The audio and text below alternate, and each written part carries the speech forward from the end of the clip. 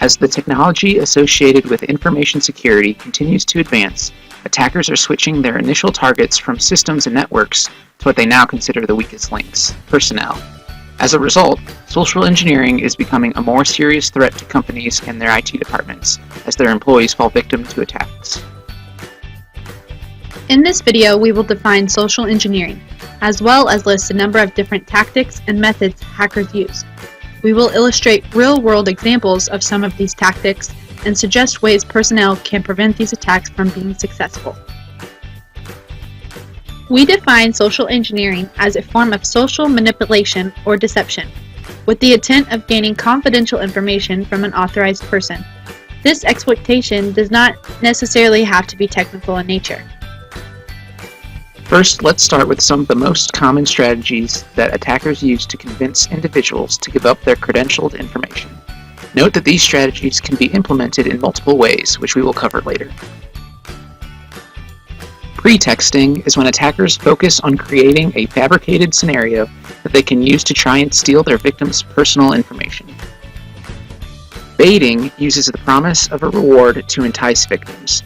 Baiters may offer users free music, movie downloads, or redemption codes. Quid pro quo promises a future benefit in exchange for information. The phrase, "If you scratch my back, I'll scratch yours," is a common example of this. Whaling is when a high-valued person, such as a CEO or CFO, is specifically targeted for an attack due to their elevated authorization and privileges. The final common strategy is impersonation. These are a few of the common angles an attacker might use to impersonate someone else.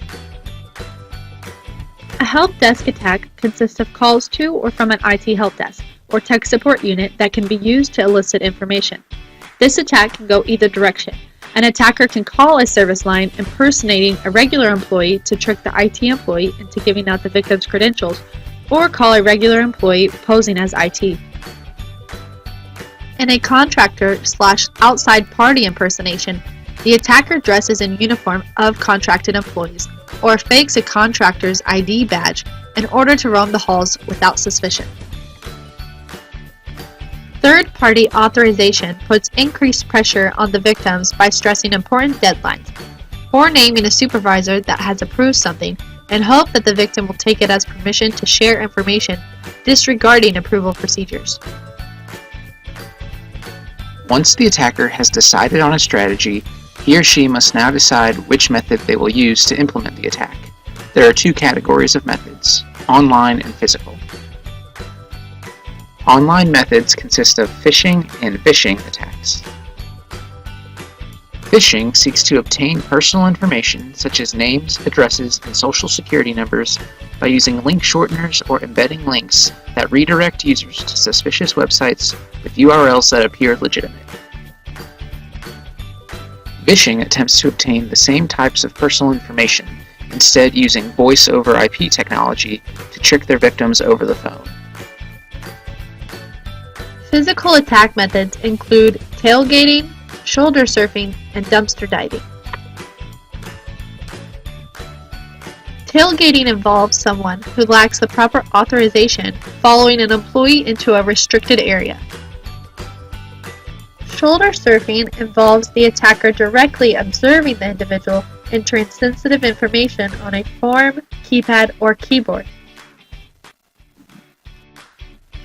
Dumpster diving is the process of going through a target's trash in hopes of finding valuable information.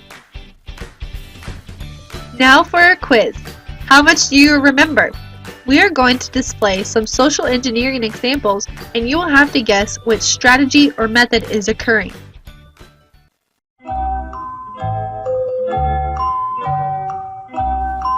Which social engineering attack is occurring here? It's dumpster diving. Which social engineering attack is occurring here? Shoulder surfing is the correct answer. Which social engineering attack is occurring here? The correct answer is tailgating.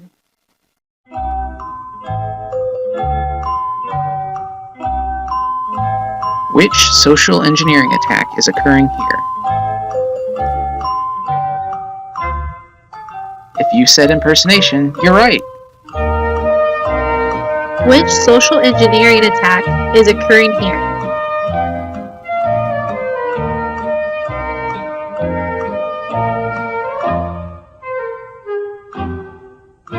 This last one was an example of whaling. Social engineers use manipulation to retrieve information from personnel. Here are some ways you can protect yourself and prevent these attacks from being successful. Do not open any emails from untrusted sources. Do not download an attachment or click on a link from an untrusted source. Be suspicious of unsolicited phone calls, visits, or email messages from individuals asking about employees or other internal information. Pay attention to the URL of a website. Malicious websites may look identical to a legitimate site, but the URL uses a variation in spelling or a different domain. Don't believe that you won a sweepstake or contest that you don't remember entering. Don't let your eagerness to be helpful overshadow the need to protect confidential information by bypassing security checks. Make sure to lock your laptop. Purchase antivirus software. Read your company's privacy policy. And remember to keep a high level of professional skepticism when allowing someone access to your personal information. So what should you do if you think you're a victim of a social engineering attack? If you believe you may have revealed sensitive information about your organization, report it to the appropriate people within the company. If you believe your financial accounts may have been compromised, immediately contact your financial institution and close any related accounts. Watch out for other signs of identity theft, like unusual changes in your credit score or unrecognized purchases on your monthly statements. Consider reporting the attack to the police and file a report with the Federal Trade Commission.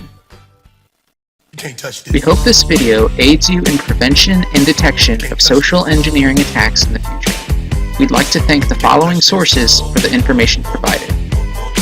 Can't touch this.